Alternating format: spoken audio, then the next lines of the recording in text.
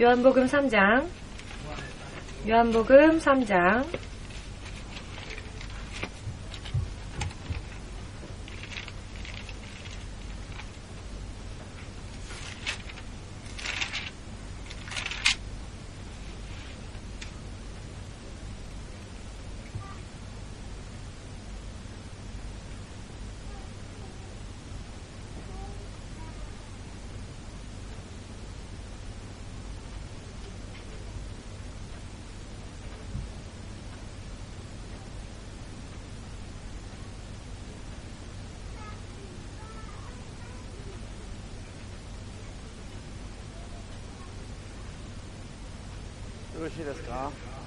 다 찾으셨습니까? 3장의 1절에서 6절까지 읽겠습니다. 요한복음 3장 1절에서 8절까지 읽을까요? 8절까지 읽겠습니다. 바리새인 중에 니고데모라 하는 사람이 있으니 유대인의 관원이라. 그가 밤에 예수께 와서 가로되 랍비여, 우리가 당신은 하나님께로서 오신 선생인 줄 아나이다. 하나님이 함께 하시지 아니하시면 당신의 행하시는 이 표적을 아무라도 할 수 없음이니이다. 예수께서 대답하여 가라사대 진실로 진실로 너에게 이르노니 사람이 거듭나지 아니하면 하나님 나라를 볼 수 없느니라. 니고데모가 가로되 사람이 늙으면 어떻게 날 수 있삼나이까? 두 번째 모태에 들어나갔다가 날 수 있삼나이까? 예수께서 대답하시되 진실로 진실로 내게 이르노니 사람이 물과 성령으로 나지 아니하면 하나님 나라에 들어갈 수 없느니라. 육으로 난 것은 육이요 성령으로 난 것은 영이니 내가 너에게 거듭나야겠다는 말을 기이 여기지 말라. 바람이 임의로 불매 너가 그 소리를 들어도 어디서 오며 어디로 가는지 알지 못하나니 성령으로 난 사람은 다 이러하니라. 아멘. 아멘.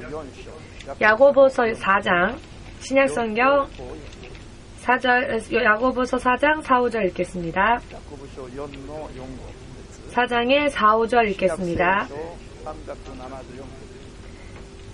374페이지 있죠.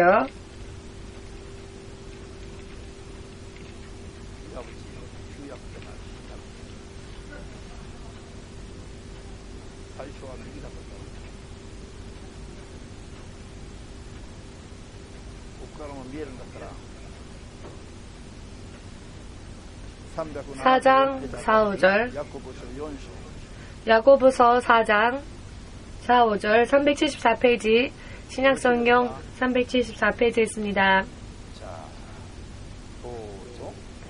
가늠하는 여자들이여 세상과 벗된 것이 하나님의 원수임을 알지 못하느뇨. 그런즉 누구든지 세상과 벗이 되고자 하는 자는 스스로 하나님과 원수되게 하는 것이니라. 너희가 하나님이 우리 속에 거하게 하신 성령이 시기하기까지 사모한다 하신 말씀을 헛된 줄로 생각하느뇨.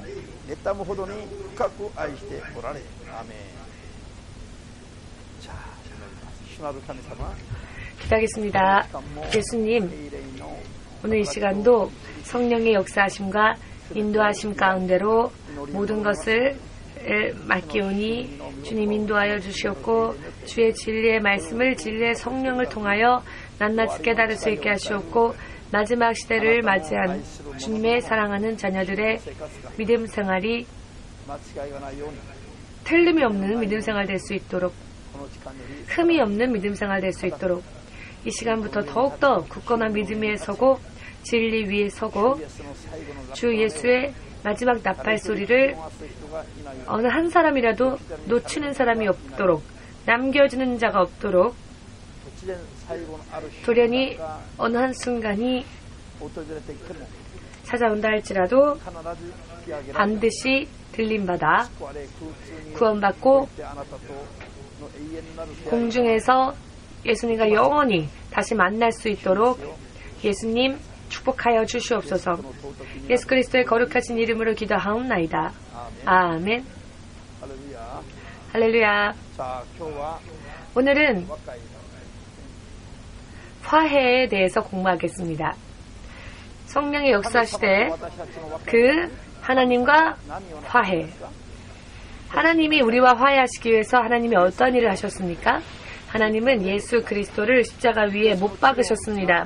그리고 예수께서 그 보혈을 흘리심으로써 하나님과의 화해, 사람과 하나님과의 벽을 허무시고 화해케 하셨습니다. 화목케 하셨습니다.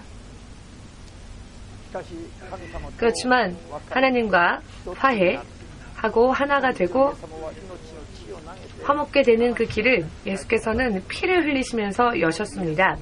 그런데 그 예수님의 이름을 믿는다고 하면서도 진리에 서지 못한 채 형식만, 눈에 보이는 세계만 바라보면서 사는 성도들은 마지막 때가 되면 또다시 하나님으로부터 예수님으로부터 등을 돌리고 타락되어질 수 있는 그와 같은 일들이 앞으로 일어나게 될 것입니다. 그렇다면 정말로 깨어서 성경은 우리에게 마지막 때가 가까이 올 때 깨어있으라라고 하십니다. 이것이 얼마나 중요한지는 정말로 말로는 도저히 설명할 수 없을 정도입니다. 자, 그렇다면 우리는 그 하나님과의 화해를 위하여서 하나님은 화해를 위하여서 예수의 피를 흘리게 하셨는데 그렇다면 우리는 하나님과 화해하기 위하여 무엇을 하여야 하는가? 마지막 시대는 여러분 잘 들어주시기 바랍니다. 그저 고난의 날이 다가오니까 그 날을 견디면 된다라는 정도로 끝나는 게 아닙니다. 고난과 시련이 올 때 울면서 견디면서 예수님이 다시 오시는 그 순간까지 그냥 견디다 보면 구원받겠지라고 생각하셔서는 안 됩니다. 그저 인내만으로는 의미가 없습니다. 준비하고 인내해야 합니다, 여러분. 준비하지 않은 채 그저 고통 속에서 울면서 인내하는 것만으로는 의미가 없습니다. 그렇게 그 마지막 때가 올 때까지 기다리는 것으로는 의미가 없습니다. 준비를 해두고 인내하고 마지막의 순간에 구원받도록 해야 합니다. 아멘 되십니까? 준비 없이 인내하는 것은 의미가 없습니다. 준비가 없는 인내는 세상 사람들도 할 수 있습니다. 지금 일본에 대참사가 일어나서 일본 사람들이 대단한 인내력을 보이고 있는데 그러나 이 인내는 준비되어진 인내가 아니었죠. 지금 동북에 있는 사람들 우리보다 훨씬 더 괴롭습니다. 하루하루 사는 것이 정말로 어떤 의미로 볼 때 우리들보다 훨씬 더 견디기 어려울 것입니다. 그렇지만 그것만으로는 그렇게 인내하는 것만으로는 의미가 없습니다. 모두 함께 고통받고 인내하여 마지막 순간을 맞는 것만으로는 의미가 없다. 준비하여서 인내하고 마지막 순간을 맞이하여야 한다. 아멘 되십니까? 이 점을 잊지 마시길 바랍니다. 이 부분을 잊어서는 안 됩니다. 어떻게 준비해야 하는가?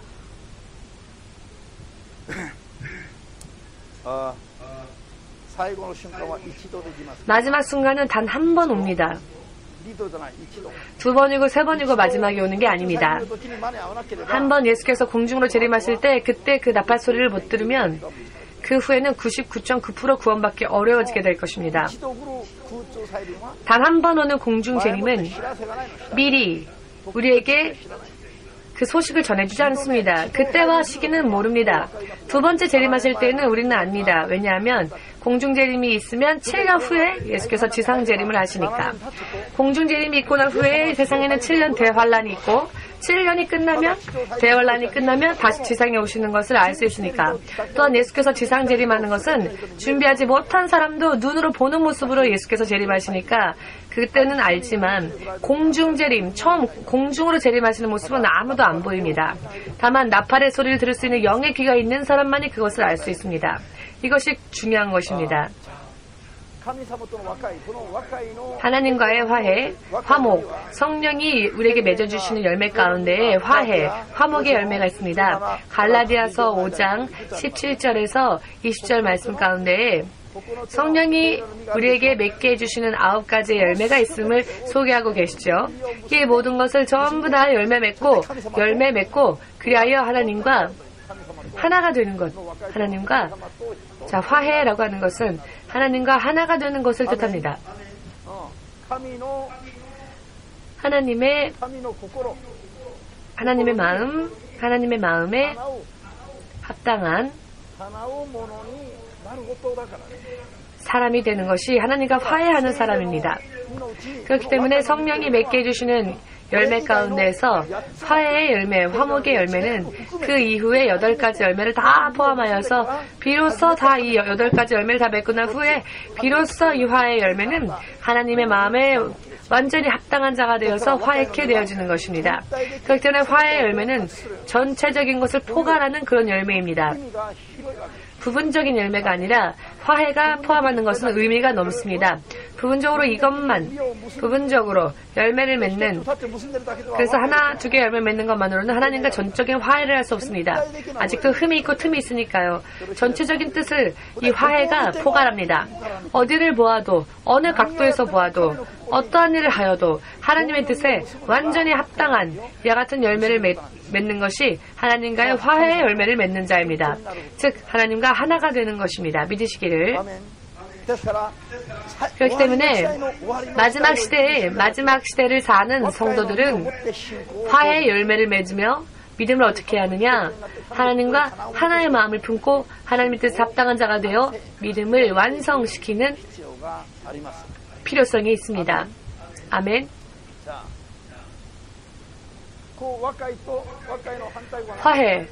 화해의 반대말은 무엇일까요?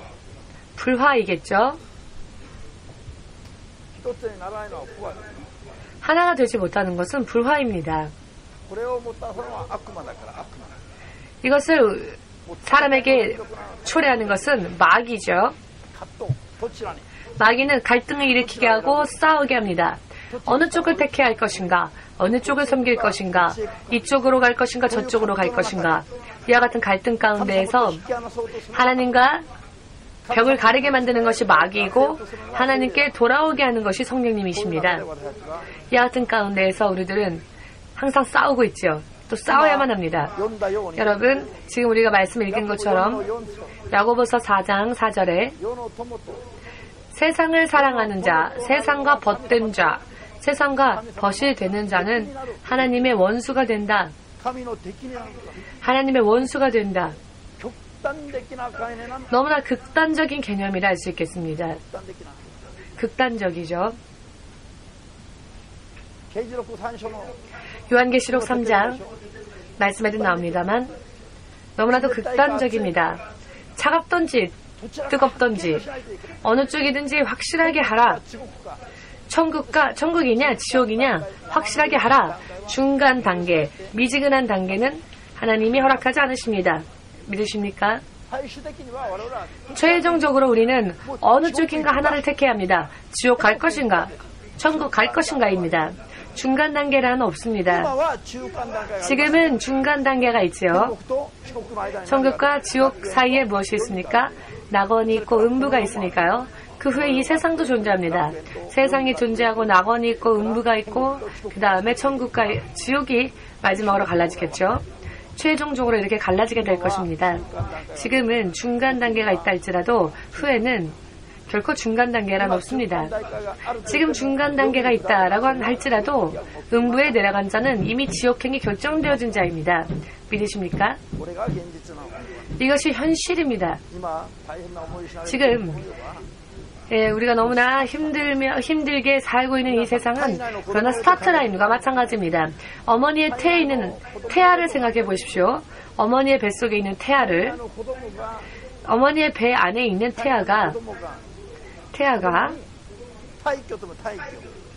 태아에게 어머니들이 태교를 하지요. 뱃속에 있는 아이에게 가르침을 주는 것, 태교라고 하지요.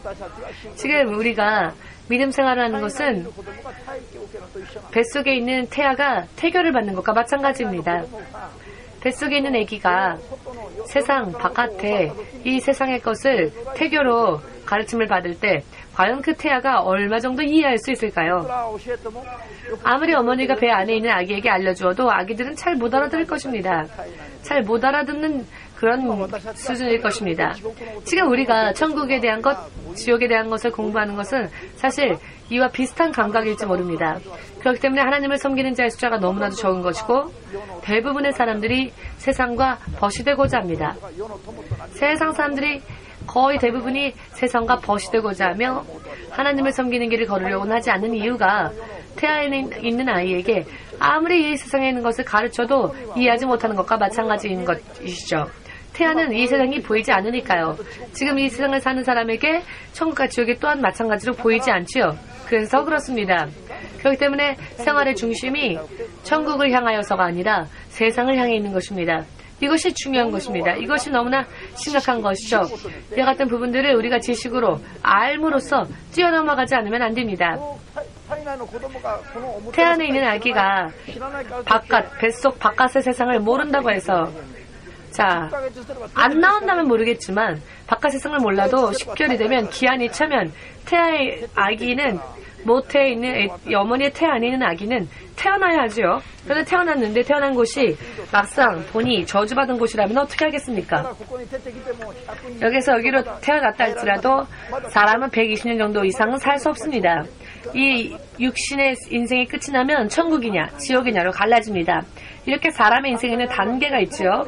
단계가 있습니다만 이와 마찬가지로 뱃속에 있는 아기에게 배 바깥 세상을 이야기해줘도 그 아이가 이해하지 못하는 것처럼 지금 하나님의 나라를 가르치는 것은 세상 사람들에게 있어서는 마치 어머니의 배 안에 있는 태아와 같은 감각일 것입니다. 그러니 아무리 가르쳐줘도 이해하지 못하죠. 사실은 교회 가자, 예수님 믿자, 천국 가자 라는 한마디 말로 모두가 다 쫓아와야만 합니다. 사실은 단 한마디 말 걸지 않아도 스스로 찾아서라도 천국 가는 이 길을 찾아 예수님 앞에 나와야만 합니다. 매일매일 전화해서 오늘은 왜 교회 안 옵니까? 이렇게 전화하지 않으면 안 오는 그와 같은 신학생 어떻게 하면 될까요? 그런데 정말로 생각하면 생각할수록 한심합니다. 뱃속에는 태아와 마찬가지인 상태인 거죠. 자기 스스로 알고 스스로 찾아서 스스로 다른 사람까지 인도해 나아가야 할 입장의 사람들이 매일매일 똑같은 것을 이야기해도 말을 안 듣고 왜 그렇습니까? 이와 같은 태아에게 어머니가 가르치는 것과 마찬가지의 감각이기 때문일 것입니다. 여러분들이 만일 어머니의 뱃속이 좋다 해서 바깥으로 태어나지 않는다면 여러분들은 지금 이 자리에 있지 못할 것입니다. 그렇다고 해서 뱃속에서 그럼 평생 살 수 있을까요? 뱃속에서는 10개월 이상 살 수 없습니다. 10개월이 벗어나버리면 죽어서 가서는 안 될 곳으로 이 태아가 떠내려가겠지요. 이것은 운명적인 이야기이고 누구도 거스릴 수 없는 이야기입니다. 이런 상식적인 이야기를 전하는 것이 성경인 것입니다. 할렐루야. 해도 좋고 안 해도 좋은 것이 아니라 안 하면 안 되는 것입니다. 여기에 있는 아이가 태어나건 태어나지 않건 상관없다라는 사람은 없죠. 태어나지 못하면 배 안에서 죽을 수밖에 없습니다. 아멘 됩니까? 이와 같은 이야기를 저는 지금 말씀드리는 것입니다. 믿음 생활은 열심히 해야만 하는 이유가 있는데 왜 그러냐? 안 하면 안 되기 때문입니다. 잠시 전에 말씀드린 것처럼 준비되지 않은 채로 맞이하면 그저 고통 가운데에서 마지막을 기다리는 것만으로는 의미가 없고 준비하여 그 날을 기다려야 합니다. 아멘. 크리스찬들 가운데서도 어떻게든지 준비하지 않아도 인내하면은 인내 정도는 어느 정도 나는 자신이 있으니까 라고 해서 괜찮다라고 생각하는 사람이 있는데 전혀 그렇지 않습니다. 잠시 말씀드린 것처럼 지금 동북에 있는 사람들은 태어나서 처음으로 이와 같은 고통스러운 것을 경험하겠으니 얼마나 힘들겠습니까? 그러나 참고 있는 것만으로는 의미가 없다는 겁니다. 진리의 토대에 한 준비를 해야 하지 않으면 의미가 없습니다.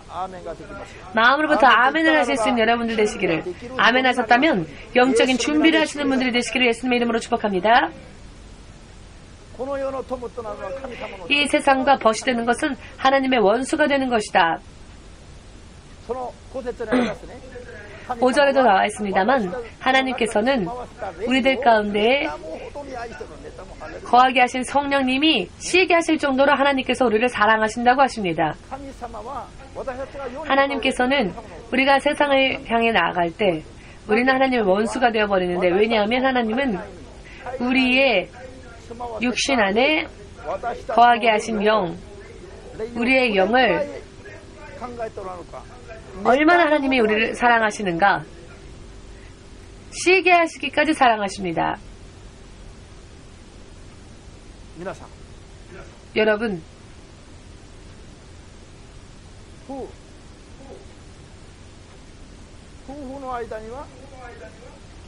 부부 사이에는 거리가 있다 없다 없습니다. 1촌 2촌이라는 것이 부부 사이에는 존재하지 않습니다.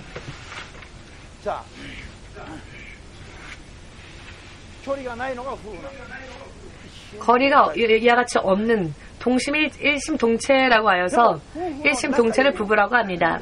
그러나 부부 사이보다도 더 하나님께서는 우리 안에 거한 영을 더욱더 사랑하고 계시고 육신 안에 있는 우리의 영혼 가운데 성령께서 거하시고자 하십니다. 믿으십니까? 우리의 영을 부인에게도 남편에게도 자식에게도 친구에게도 우리의 영을 줄 수 없죠. 성령님께서는 완전히 우리의 영과 하나가 되기를 원하시기 때문입니다. 다른 부분에게는 절대 허용하지 않습니다. 아무리 사랑하는 부부가 있다 할지라도 이 부인이 이 남편을, 이 남편이 이 부인을 그렇게 주지 않으십니다. 육신은 그와 같은 관계라 할지라도 그 안에 거하는 영은 하나님의 것이어야 하고 하나님의 것이 안 되면 안 되기 때문입니다. 그만큼 하나님께서는 우리들을 사랑하고 계시고 귀중하게 여기십니다. 아멘. 그렇기 때문에 이와 같은 의미에서 우리가 우리의 영이 하나님의 영과 하나가 되는 것이 화해의 열매를 맺을 수 있는 일입니다. 이해되십니까? 모두 함께 우리의 영이 부인을 두고 남편을 두고 아이를 두고 친구도 두고 돈도 두고 명예 권력 두고 하나님의 영과 하나가 되는 것이 화해의 열매를 맺는 일이다. 하나님의 영과 우리의 영 사이에 다른 그 무언가가 어떠한 것도 존재해서는 안 됩니다. 이해되십니까?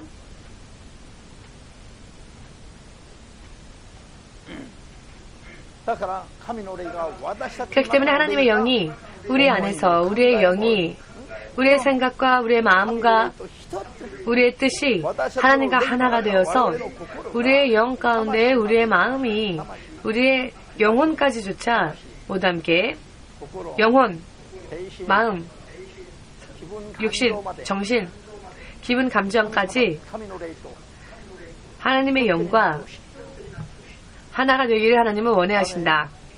아멘. 이만큼 우리들을 이렇게 우리를 사랑하십니다. 그렇기 때문에 아주 그 친밀감이 굉장히 큰, 가장 큰 친밀함으로 하나님은 우리의 영과 함께 하시길 원하십니다. 그런데 여러분, 이렇게 사랑받는데 귀찮으십니까? 이 사랑이?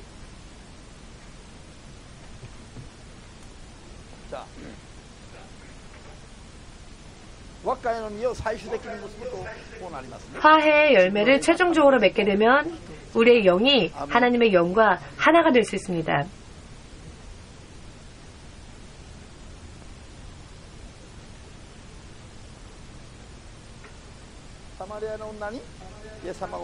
사마리아의 여인에게 예수께서 말씀하셨죠. 너에게는 남편이 5이나 있다. 그러나 지금 있는 자도 실은 너의 남편이 아니다. 예수께서 너에게는 남편이 5명이나 있다 라고 하셨죠. 그것은 바람핀 사람이다. 바람핀 사람이 남편이 아니라 바람핀 사람이 5명이다 라고 해석하는 사람이 있는데, 만일 바람핀 사람이라면 예수께서 왜 남편이라고 하셨겠습니까? 실제로 한 명은 결혼해서 죽었을 것이고 한 명은 결혼했다 헤어졌을 것이고, 아무튼 남편은 남편이었을 때 그 사람이 5명 있었을 것일 겁니다. 왜냐하면 예수는 그들을 바람핀 자라고 말씀하지 않으셨거든요. 다만 결혼을 몇 번이나 했을 뿐이겠죠. 그러나 그것은 지금 있는 자도 바람핀 것이 아니라 남편은 남편이다. 그러나 너의 남편이라고 할 수 없다.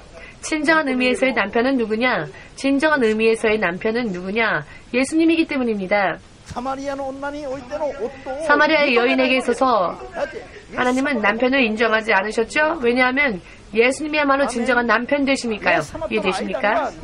예수님과 우리 사이에는 이 부부보다도 더 깊은 친밀감이 있어야 하고, 그 어느 누구도 그 사이를 비집고 들어와서는 안 됩니다. 그렇게 되기 위해서 영으로 우리가 믿음을 준비해 나아가는 것이 화해의 열매를 맺을 수 있는 지름길입니다.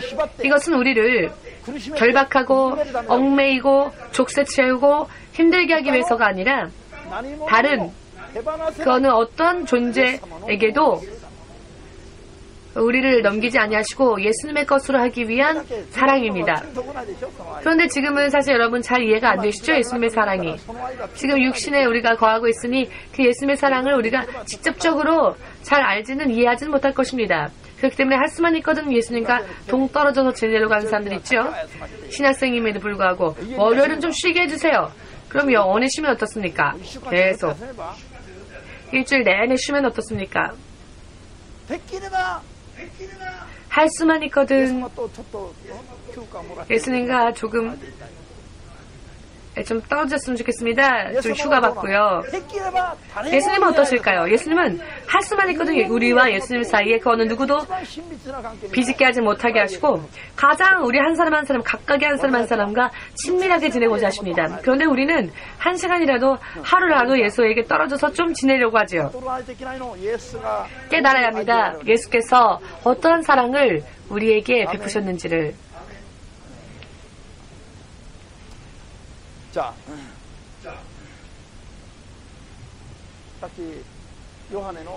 3시전에 요한복음 3장 읽었죠. 이제는 요한복음 4장을 배우십시오. 요한복음 4장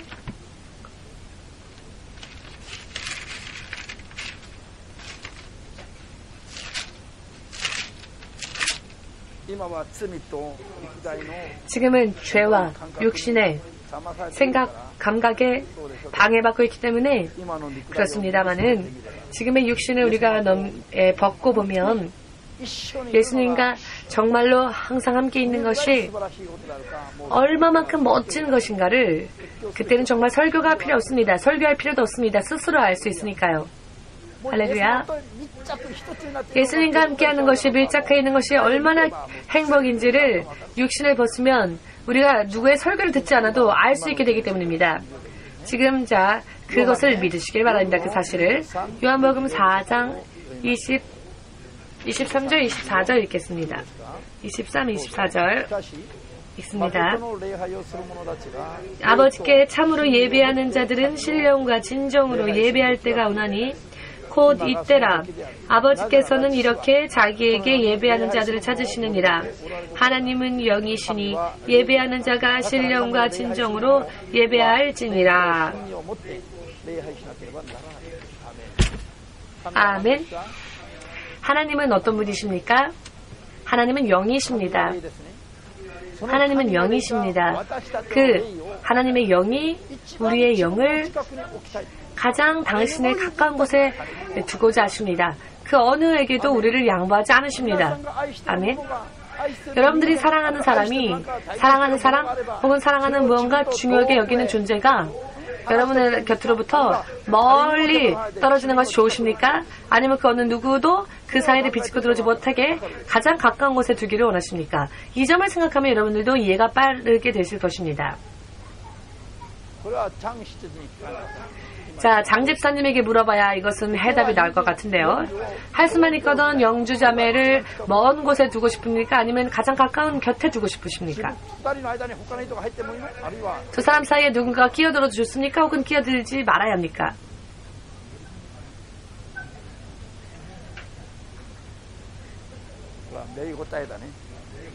아주 명대답을 하셨네요. 영주자매는 벌써 예수님 그 두 번째랍니다. 그렇다고 싸우지 마세요.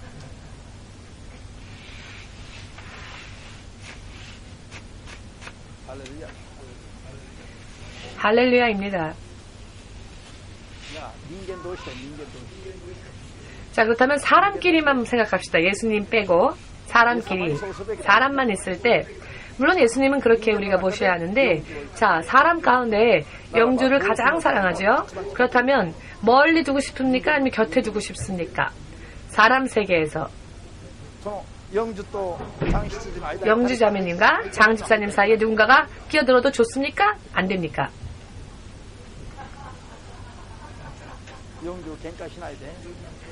자, 이제 싸우지 마십시오, 영주자매님. 이 사랑이 확인되어졌으니까요.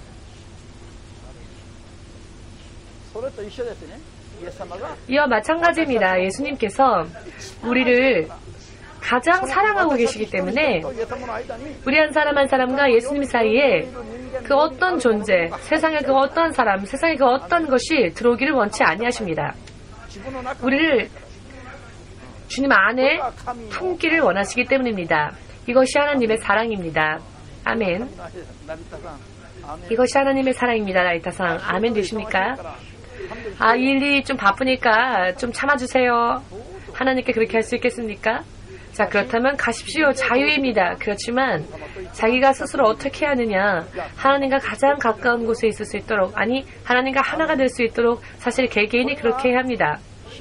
이것이 믿음 생활에 있어서 믿음 생활 전반을 완성시키는 것이 바로 화해이기 때문에. 아멘 되십니까? 충성하고 충성하고 충성을 다해도, 혹은 다른 인내의 열매를 맺는다 할지라도 흠이 있어서는 안 되죠. 다른 부분 속에 이 모든 열매를 다 맺고 하나님과 하나가 되어서 마지막으로 완성되어지는 것이 무엇이냐? 하나님과의 진정한 화해입니다. 이해되십니까? 이 화해를 위하여서 예수께서는 우리를 위하여 당신의 생명까지 버리시고 피를 흘리셨습니다. 예수께서 그렇게 하셨다면 우리도 해야 합니다. 무엇을? 예수님과 우리 사이에 그 다른 어떤 존재도 끼게 해서는 안 된다. 그만큼 우리를 하나님이 귀중하게 여기시고 사랑하시기 때문입니다. 카쿠타 성도님, 예수님이 카쿠타 성도와 예수님 사이에는 그 어떤 존재도 들어와서는 안 된다. 그렇게 당신을 사랑하는 것을 이해 못하겠지요. 설마 나를 그렇게 생각하실까? 믿으십니까? 할렐루야. 네, 정말 그 사실을 믿으셔야 합니다. 그렇습니다. 카쿠타 성도의 얼굴이 아니라 카쿠타 성도의 영혼, 그 영혼을, 카쿠타의 육신 안에 하나님이 거하게 하신 그 영혼을 하나님께서 정말로 쉬게 하시기까지 사랑하십니다. 이해되십니까? 왜냐하면 육신은 어차피 죽고 나면 끝입니다. 육신은. 예를 들어서 태워서 화장해서 강에다 뿌리든지 매장하든지, 하나님은 우리의 그런 썩어 없어질 육신을 사랑하는 게 아니라 우리 안에 있는 영혼을 절대로 그 어느 누구에게도 넘기지 않으실 정도로 하나님 당신과 하나가 되어 영원히 함께 하시기 위하여서 그 정도로 사랑하십니다. 믿으십니까? 그렇기 때문에 우리들 또한 육으로서가 아니라 우리들이 하나님의 영과 함께 진리의 말씀을 토대로 하여서 하나님의 그와 같이 예배하는 것. 예배란 무엇이냐? 하나님과 하나가 되기 위하여서 하나님을 만나는 의식입니다. 이해되십니까? 하나님을 만나는 의식, 하나님을 만나기 위해서 행하는 모든 의식이 알기 쉽게 말한다면 예배입니다. 예배란 한국인들의 말 가운데 예배를 보러 간다, 예배 본다라는 말이 있지요. 절대로 우리는 예배 보는 사람이 없으시기를 예수님의 이름으로 축복합니다. 예배는 보는 것이 아닙니다. 본다라고 하는 것은 영화를 보는 것처럼 영화 속에서 배우들이 연기하는 것들을 제3자의 입장으로 마치 손님처럼 관객이 되어서 보는 것. 그처럼 예배를 마치 교회 왔을 때 전도사와 목사님 혹은 사모님 혹은 교회 스태프들, 교회 성도들이, 교회에서 집사님들이나 신학생들이 무언가 하는 것을 그저 객관적으로 제3자 입장으로 보는 옥약상같이 손님처럼, 오늘도 나 예배 보고 왔어, 11시 예배 보고 왔어, 아니 손님으로 예배 보고 왔습니까? 그런 식으로 말을 해서는 안 됩니다. 이제 예배 본다는 말 하지 마십시오. 한국 사람들은 예배 본다는 말을 잘 쓰는데 그것은 꼭 영화 보러 간 손님 같은 그런 것입니다. 아멘 되십니까? 그렇지 않습니까? 내가 보는 게 아니라 방관적으로 무엇하는 거지? 이 교회는 설교가 어떻고, 이 교회는 찬양이 어떻고, 이 교회는 모두가 어쩌고 저쩌고 보면서 판단만 하고 비판만 하고 하는 사람이 있지요. 예배는 보는 것이 아니라 하나님을 만나러 가는 것이 예배이다. 아멘. 하나님을 만나면 무엇을 해야 합니까? 구원받은 것을 감사해야죠. 그리고 하나님을 찬양합니다. 아멘. 그리고 내 안에 있는 죄를 회개하고 또 기도합니다. 하나님, 나의 죄를 용서해 주십시오. 이 죄로부터 자유롭게 해주십시오. 그리고 어떻게 살아야 합니까? 그렇게 말씀을 듣습니다. 인도하심을 받기 위해. 그래서 또 하나님께 감사함으로 예물 드리고 마지막으로 돌아갈 때도 그냥 가는 게 아니라 사요나라 바이바이 하는 게 아니라 영원토록 하나님의 축복이 있을지어다라는 축복을 받고 가는 겁니다. 어떤 사람은 헌금 드리면은 헌금 때 바로 예배 하다 말고 딱 빠져나가는 사람이 있죠. 교회를. 헌금할 때 도망가는 사람이 있습니다. 왜? 영화 여기까지 봤으면 스토리 다 뻔하다. 가장 나쁜 친구는 어떤 친구인지 아십니까? 내가 본 영화를 보려고 하는 영화를 미리 얘기해 주는 사람이 제일 나쁜 친구랍니다. 영화의 스토리를 알고 나서 영화를 보면 그 재미가 반 이상 줄어들죠. 영화의 스토리를 알고 난 후에 영화를 보면 재미가 없습니다. 그렇지 않습니까? 그렇기 때문에 가장 나쁜 친구는 내가 지금부터 보려고 하는 영화를 전부 다 결말까지 얘기해주는 친구가 나쁜 친구랍니다. 왜? 즐거움이 없어지니까 보러 가도. 의미를 모르시겠습니까? 예배는 보는 것이 아니라 그러니까 도중에 재미없으니까 다 들었으니까 가도 되는 게 아니라 마지막까지 하나님을 만나는 의식을 치르고 하나님과 교제하고 마지막에 축복까지 받고 그리고 하나님께서 무엇을 기뻐하십니까? 그렇게 하나님과 친밀한 만남을 가지고 교제를 나누고 그리고 또 주위에 있는 사람들과도 그렇게 하여라 라고 하셨으니 빨리 가지 않고 식사하면서 성도와 함께 교제하고 내 배를 채우기 위해서 밥 먹는 게 아니라 사실 집에 가면 더 맛있는 거 많지요. 다만 맛있는 걸 먹기 위해서가 아니라 내 주위에 있는 성도와 교제하고 서로 사랑하고 하나님의 사람끼리 서로 이렇게 교제하기 위해서 남는 겁니다. 봉사하기 위해서 남는 게 아니라 봉사는 두 번째, 세 번째 이야기고 네 번째, 다섯 번째 이야기이고 먼저 내가 하나님의 사람으로서 하나님과 하나가 되어서 하나님의 사람으로 다시 태어나서 하나님의 사람으로서 살기 위하여 먼저 교제도 하는 겁니다. 봉사는 다른 우리가 해야 할 일들 중에 하나에 지나지 않을 뿐입니다. 봉사보다 더 중요한 것은 무엇이냐? 하나님의 사람이 먼저 되는 것, 그리고 하나님과 하나가 되는 것이 먼저 훨씬 더 중요합니다. 이것은 마르다와 마리아의 이야기를 통해서도 우리가 잘 알 수 있지 않습니까? 예수님을 섬기는 것도 좋지만 섬기는 것 이상으로 더 중요한 것은 예수님과 하나가 되는 것이다 라는 이야기입니다. 봉사하는 것보다 예수님과 하나가 되는 일은 더 중요합니다. 금요일 오는 것도 좋습니다. 봉사하러 오는 것. 그러나 주일 예배, 수요 예배를 더 먼저 섬기는 것은 더 중요합니다. 의미를 아시겠습니까? 그래야 하나님의 사람이 먼저 되어야죠. 하나님과 먼저 하나가 되어야죠. 그 다음에 봉사도 해야 하는 겁니다. 세상의 친구들과 세상의 가족들과 교제하는 것보다 하나님의 안에서 하나님의 가족과 함께 교제하는 것이 더 중요합니다. 먼저 이와 같은 것은 화해를 위해서입니다. 화해의 열매를 맺고 정말로 하나님이 시기게 하실 정도로 우리의 영혼을 하나님을 사랑하시는데 그 하나님과 하나가 되기 위해서 우리가 화해의 열매를 맺어야 하는 겁니다. 이것을 중시해야 합니다. 다음 주는 여러분 부활절 예배입니다. 그러니 여러분 예배 보러 오셔야 할까요? 부활절 예배이니까 중요한 예배이니까 전원 예배 보러 와야 될까요? 누가 아멘 했습니까? 아, 그냥 웃으신 거예요? 예배를 보러 오는 게 아니라 예배를 드리러 오는 것이죠, 하나님께.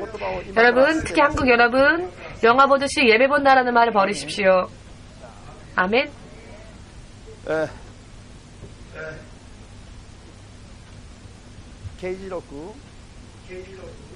자, 말씀 찾겠습니다. 요한계시록.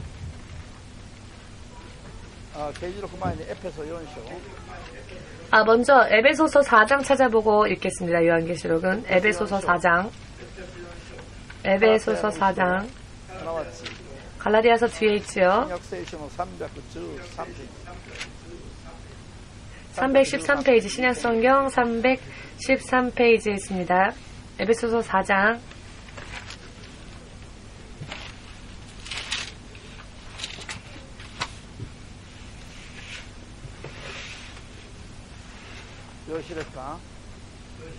다 찾으셨습니까? 4장 3절만 읽겠습니다. 평안에 매는 줄로 성령이 하나 되게 하신 것을 힘써 지키라. 아멘. 영으로 하나가 되라. 하나가 되기 위하여 힘써 지키라. 하나가 되는 것은 화해의 열매입니다. 성령으로서 하나가 되는 것. 그리고 4장의 30절, 에베소서 4장의 30절. 에베소서 4장 30절 그 뒷페이지.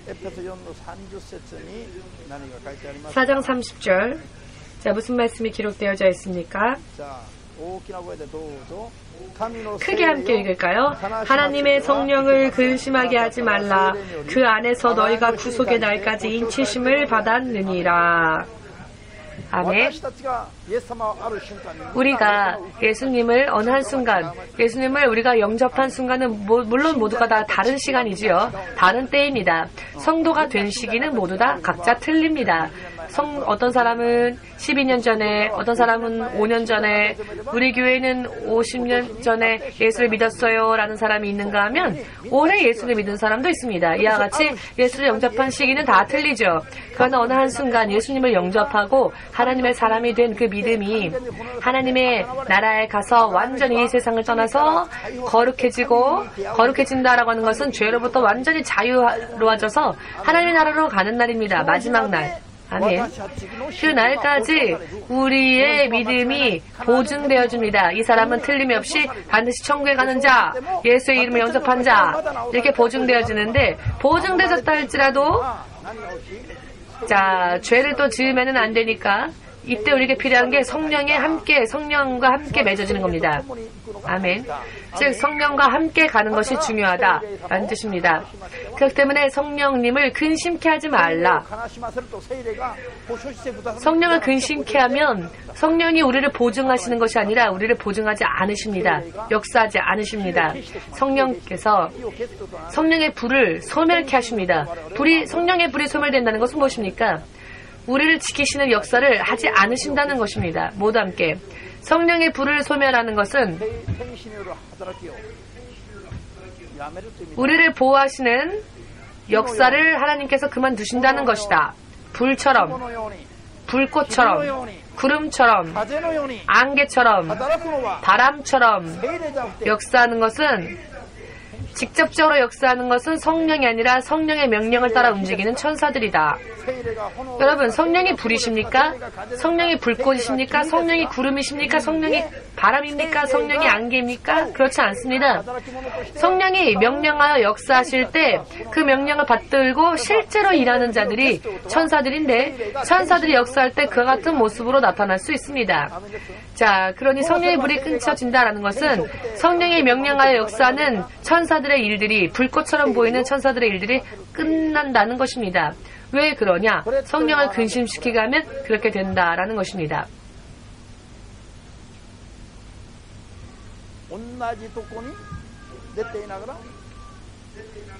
똑같은 곳에서 함께 자면서 동상이몽이란 말이 있죠. 다른 꿈을 꾼다.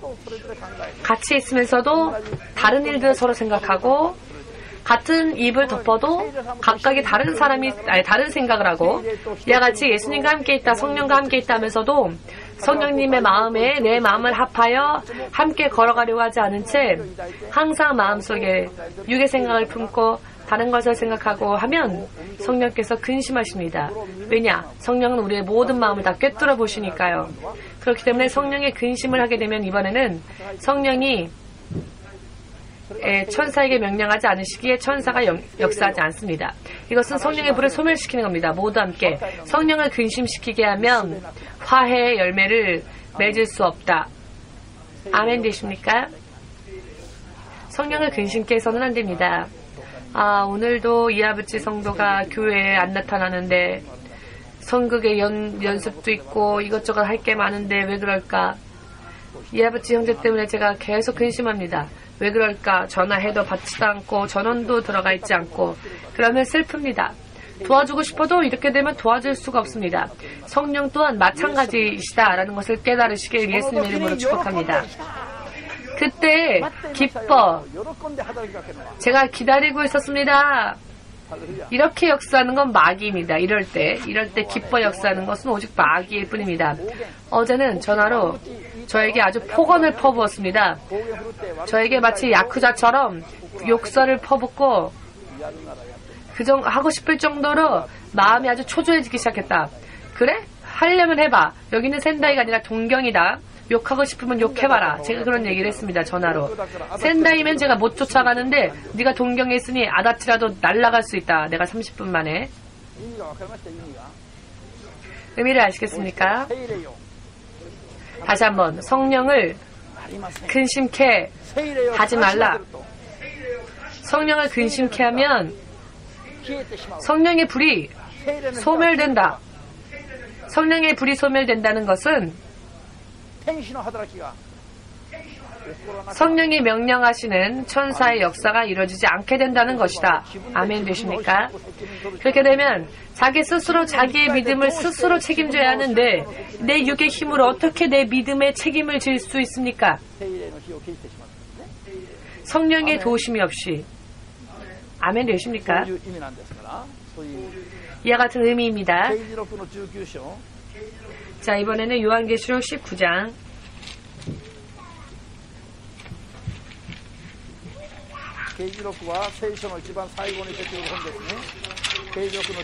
요한계시록은 신약성경 맨 마지막에 있죠. 19장 7절에서 9절까지 읽겠습니다. 요한계시록 19장 7절에서 9절까지 읽겠습니다.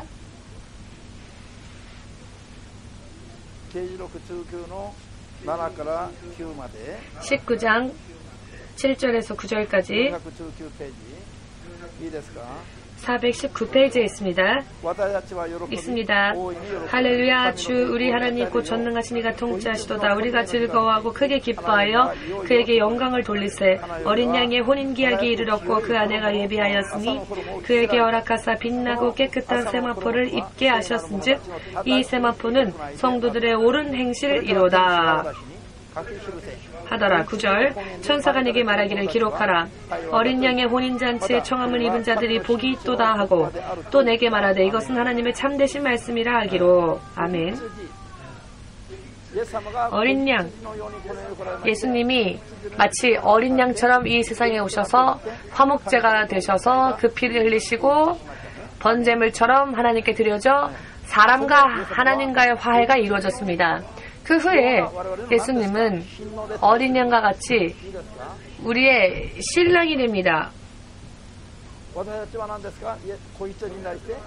우리는 그 어린 양에 대하여서 예수님에 대하여서 어떻게 되느냐? 마치 신부처럼 됩니다. 신부. 이해되십니까?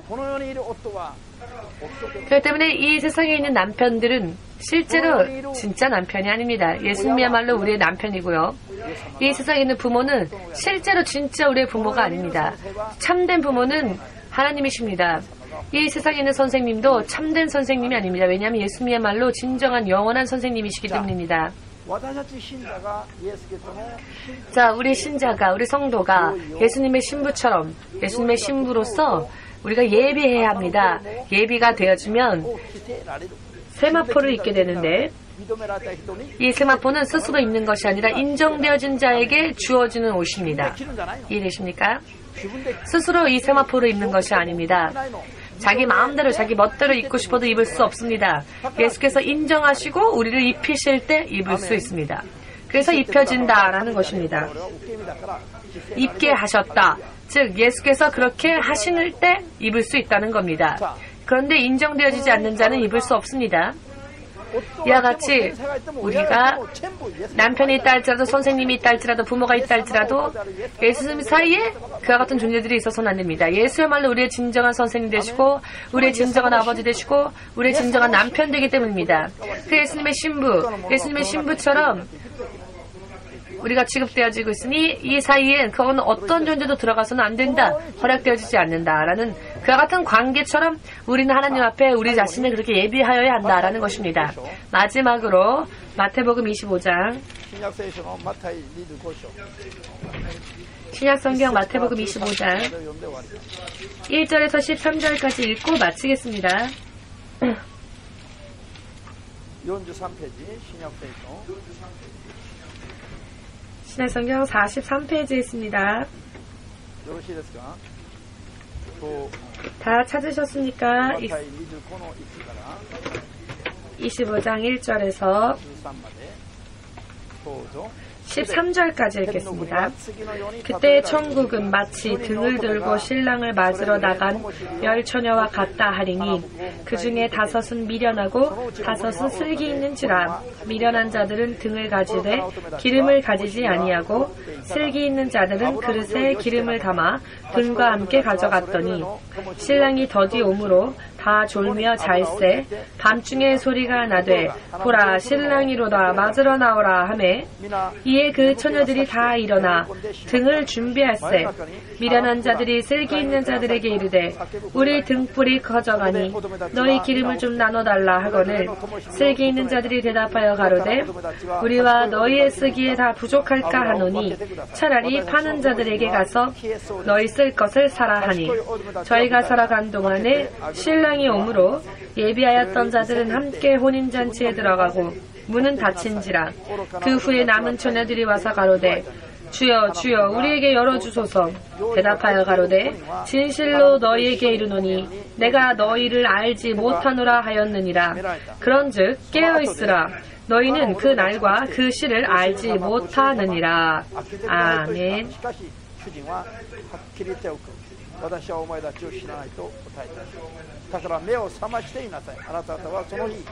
지금 마지막 절 읽고 있습니다. 아멘. 이와 같이 신부로서 신랑이 다시 이 땅에 재림하실 때, 이 땅에 다시 오실 때를 우리는 깨어서 준비하지 않으면 안 되는데요. 10명의 처녀가 있다 할지라도 5명은 완벽한 준비가 되어 있었으나 나머지 5명은 반 정도밖에 준비가 안 되어 있었습니다.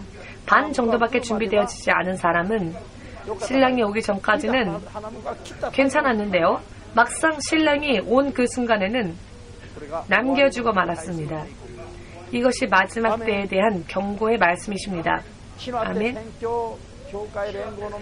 땅끝 선교교회 연맹의 모든 속해있는 여러분들은 단 한 명도 남겨지지 않고 전원 신랑 되시는 예수님을 맞이하여서 맞이할 수 있는 예비를 완벽하게 끝내시고 마지막 순간에 남겨지는 자가 없으시기를 예수님의 이름으로 축복합니다. 아멘. 아멘. 이것은 스스로 판단할 수 있는 문제가 아니라 하나님이 판단하십니다. 하나님 앞에 정말로 우리의 믿음이 인정되어질 수 있도록 우리가 하나님과 하나 될 수 있도록 화해의 열매를 철저하게 맺어 나아갈 필요가 있습니다. 자, 그러면 오늘은 이것으로 마치겠습니다. 253번 もう一回賛美しましょう。